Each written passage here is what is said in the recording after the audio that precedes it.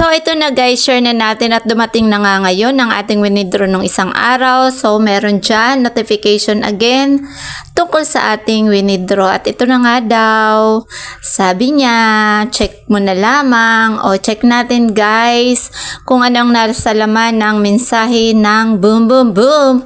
Ayan na ang katibayan o katunayan na successful ang ating withdrawal na ginawa nung isang araw sa ating payout. Kaya naman, balikan natin kung ano mga kakailanganin natin para ito ay makash out po natin. Since ito po ay nasa PayPal, ngayon dalawa po ang kakailanganin pa natin. So, kailangan natin guys hanapin yung tatlong app na kakailanganin natin para ma-cash out natin. So, una yung PayPal.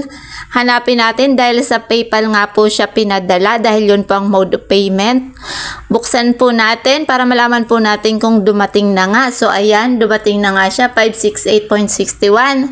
Ngayon, kakailanganin naman natin po siya i-login sa Chrome. Kaya pangalawang kailangan natin is yung Chrome app. Open po natin, maglalagin po tayo. Since ako naman po ay nakalagin na dyan sa Chrome, ay madali na lang po siya. Wait natin, magbukas. So, ayan, dahil yan po ay naka-dollar, kailangan po natin siyang i-convert into peso. Ngayon, pupuntahan po natin yung ating laman. So, meron dyan peso at saka dollar. Since ang pera is nasa dollar pa siya, pindutin natin ang convert currency at hanapin natin yung Philippines dahil siya ay naka-peso. So, ayan, itatype natin yung $10 para po siya mapalipat sa peso, sa Philippine peso. At next natin yan, guys. Kaya naman, double check pa rin, guys, ha.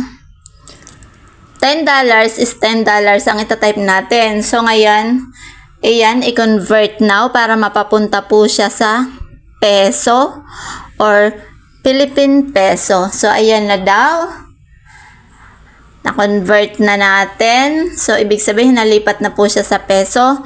Punta naman tayo guys sa ating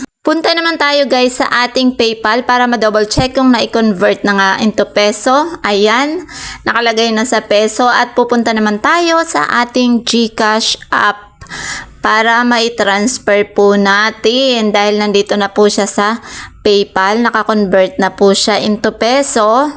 So, ang gagawin natin, punta naman tayo sa GCash. Pagdating naman sa GCash guys, ayan na nga, buksan natin ang ating GCash para matransfer natin sa ating GCash na manggaling po sa PayPal.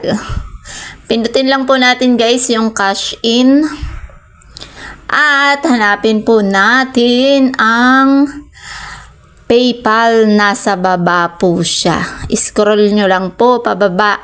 Nandyan. Since ang PayPal ko is matagal ko na po siyang nakalink or nailink sa GCash. So, ayan. Kung ano po yung amount na nandun sa ating PayPal, type po natin. Pero dahil minimum of 500 pataas na transaction, meron po siyang 5 pesos na charge sa paglipat. Kaya naman nag-iisip ako kung sakto lang ang iiwanan ko sa charge or sa sobrahan ko. Kaya medyo nag-isip pa. Nagdalawang isip. Kaya dalawang amount ang tinype ko guys.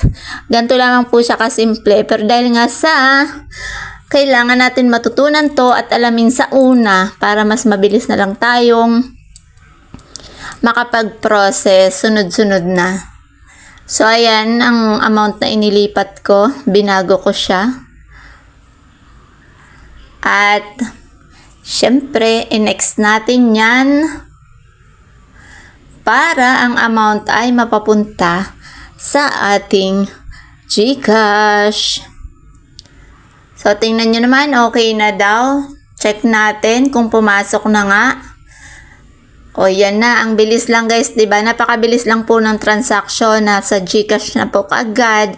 At yan ay pwede na nating i-cash out sa iba. Kung mayroon po tayong pagkukuhanan, double check natin sa PayPal. So, ayan. Okay na. Ito na ang natira sa PayPal.